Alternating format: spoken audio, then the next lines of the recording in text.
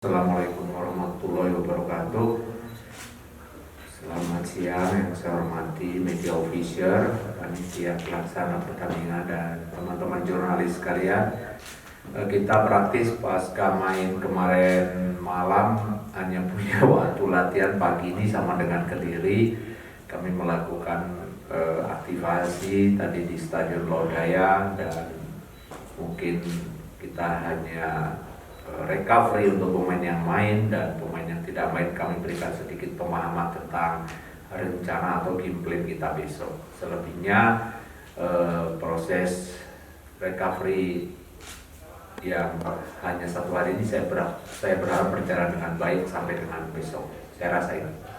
Untuk saya pribadi, jujur kita besok persiapannya untuk saya sih dan teman-teman udah siap untuk melawan Persik Kediri. Dan untuk besok kita harus berjuang untuk bisa mendapatkan kemenangan. Semoga nanti kita bisa lolos ke babak selanjutnya. Kita pasti akan menyiapkan rotasi untuk jadwal yang menurut saya pendek kali ini, dan kita sudah siapkan. Soal posisinya apa ya kita lihat besok, tapi memang rotasi bagian dari strategi untuk menyiasati kondisi pemain yang memang kita tahu belum ada di satu fitness yang ideal menghadapi istirahat satu hari. Kita akan lakukan itu, rotasi. Saya rasa tidak terlalu mengganggu kita, karena kemarin pertandingan 1 sampai dengan 3 itu kita normal, kita mendapatkan waktu jeda yang cukup. Hanya pada pertandingan yang keempat ini kita kebetulan mendapatkan lawan yang sama kemarin habis main, jadi keuntungan kita di situ. Hanya bedanya Kediri hanya memainkan pertandingan ini yang ketiga, kita yang keempat. Artinya memang sejauh ini nggak ada masalah, tinggal sekarang bagaimana besok kita akan bermain dalam sama-sama kondisi yang kurang ideal baik Kediri maupun kita. Jadi bagaimana efisiensi kerja bisa diperlihatkan oleh pemain besok untuk bisa bermain 90 menit. Kita akan berusaha untuk bisa mendapatkan hasil maksimal, itu dulu yang akan kita lakukan. Soal akhirnya apakah kita lolos atau tidak ya kita sama-sama akan lihat, karena memang posisi kita sangat tidak diuntungkan dengan besok kita bermain pertama, kemudian lawan-lawan yang akan mengakhiri pertandingan masih sampai dengan tanggal 7 itu masih bermain di pertandingan kedua besok, dan pertandingan yang pada tanggal 7 masih akan dilaksanakan. Jadi buat saya itu tadi, bagaimana memaksimalkan partai besok untuk bisa menang, dan dengan demikian maka paling tidak kita tahu nantinya akan seperti apa setelah melihat pertandingan atau hasil pertandingan yang lain. Kali kemarin kita coba mainkan dalam masa lebih kurang 10 menit atau 15 menit. Saya ingin melihat dalam istirahat hampir 12 hari tidak bersama tim seperti apa. Tapi memang kita harus akui tidak mudah untuk paling tidak membalikan kondisi pas sebelum dia pulang, karena memang sebetulnya di dalam game plan yang saya buat di pertandingan pertama dia harusnya masuk starter waktu itu ya, tapi akhirnya harus kita ganti orang lain karena memang dia harus pulang. Saya rasa kita masih akan belum memberikan kesempatan dia di pertama.